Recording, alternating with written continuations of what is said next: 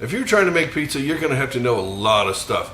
One of the things you need to know is pizza stone versus pizza steel. Let's go over that, and I will share all of the secrets, all of the magic, all of the pitfalls, the benefits, the downfalls, all of it.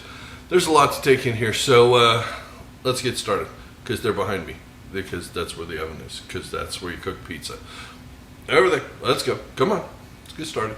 So let's start off with the pizza stone. This is a 14 by 16 cast Elegance stone. It is a special proprietary sort of material in there. It's 5/8 of an inch thick, which is important because it gives it durability and it gives it a lot of stored energy, which gives you a much better crust. This one's been used about 1,000 times, so it has that beautiful patina to it. That actually makes your pizza cook better and taste better. So do not wash your pizza stone ever. You scrape them off and that's it. The pizza steel, and this is a slightly different thing here because this sucker, the pizza stone weighs under 10 pounds. This weighs closer to 50 pounds. That stored energy inside your pizza steel is what's going to give you a much crispier crust. You're going to get a lot more browning or even blackening. You can burn your pizza with a pizza steel. So you have to be very careful with one of these things. They have a ton of energy in them. But again, it weighs so much. If you don't want to be lugging around a 50-pound steel, stick with the stone. They work great. You just aren't going to get the leopard spotting you're going to get with a steel. The steels do also have to be seasoned like you would with a cast iron pan. So we're going to wash it down for the first time, dry it really, really well. And then we're going to rub it down with oil and then smooth that out with the paper towels. It goes in the oven at 400 degrees for an hour. Let it cool down completely. Pull it back out, re-oil it, the whole thing. Do that 3 times. And this is the first cycle right here. You can see it's already got a little bit of browning on it. It's got a little darkening there. This is what it looks like after the 3rd cycle. Now you're ready to make some pizza. Speaking of making pizza, we're going to set our oven at a special setting here. So I am overriding the temperature here and adjusting it up 35 degrees. That lets me get my oven to 585 degrees because most ovens only go to 550. That's not quite hot enough for really great pizza. Now that the oven has had a chance to preheat for about 2 hours with the stone and steel in here, we're going to throw some pizzas in. This is just my regular 3-2-1 dough. I'll have the recipe in the description down below. But basically, they're going in for a couple minutes. We're going to spin these. Always spin your pizza because ovens, they cook funny. So if you want a perfectly cooked pizza, just, about 2.5, 3 minutes in, give it a little bit of a turn, give it 90 degrees. You get a better pizza. Let it go a couple more minutes and we'll pull our pizzas out. And our pizzas are done. By the way, there's links in the description down below for the steel and the stone. They are Amazon affiliate links. If you do order that, I do make a little bit of money on it. It helps support the channel. So if you're in the market for one anyways and want to pick one up and use the link, I do appreciate it. Thank you. Alright, the pizzas are out and they look lovely. They look a little bit different from each other, but not too much different. I will show you, go over this stuff. This one's cooked on the stone, that one's cooked on the steel. You may be asking yourself, I have double ovens. Why was I cooking them both in the same oven? Because placement in the oven matters. If you place it more in the top, you cook the top more. If you place it in the bottom.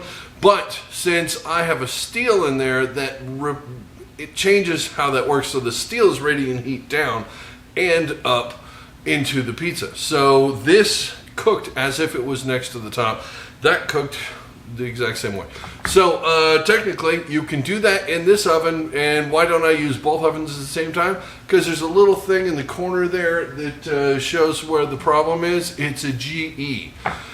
You literally can't use the bottom oven while the top oven's on, or it overheats and goes into meltdown mode, locks down like Chernobyl, and just basically goes completely insane. Why do you have double ovens if you can't use them at the same time? You can use the bottom one. You just can't go over 350. Pizza does not cook at 350. Period.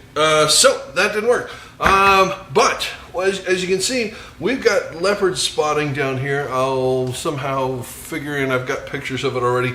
This doesn't have the spotting. Not there, but they're both crunchy, they're both crusty, they're both amazing. I'm going to cut into these guys you're going to get to see this, and then we're going to be on our way, and I'll send you off into the world knowing more than you came in with. There you go. It's a 12-inch pizza, so you're going to get some weird pieces, and it's not perfectly round because this kitchen sucks. Seriously, folks, help me get another kitchen, please. Let's cut this guy. We're expecting a little more crisp. Oh yeah, she got more crisp on her because this one got the extra heat from the steel. And this board isn't quite big enough. There we go. There. Now they're done. I can put them back on there if I wanted to, but I won't because I'm going to this real fast, pull this out. Oh, look at how amazing this looks. But look at the undercarriage here. See the undercarriage? It's a little lackluster if I'm being honest. Now let's try and get one of these guys out of here and see what we can see. Now that's undercarriage. You see that? That is undercarriage. It's much, much better. And that is what you're going to get with steel over stone. That's incredibly forgiving. That is incredibly precise. It depends on your skill level and what you're after. If you're looking for that perfect slice and you're trying to achieve greater pizzaosity, then you need steel. Otherwise, a stone will work just fine for you. Just know it's going to take a little bit longer and you're not going to get exactly the same thing. Doesn't matter how long you leave that in there, you cannot get the blackening off of a stone. It just doesn't have the heat. If I let this go in 30 seconds, the whole bottom of that pizza would have been black, charred, and really, really gross. So you have to be very careful. That's basically it. Right about here, for some reason, Mr. William here decided to go on about pan pizzas. That has nothing to do with the video you just watched. I'm sure he will do another video quite soon about that subject, but for now, I think the stones versus steels has run its course. If you have any questions regarding this subject, please feel free to leave them in the comments for Mr. William, especially like, why on earth is he doing this crazy voice? I don't know. I think I'm a bit touched in the head, to be honest with you.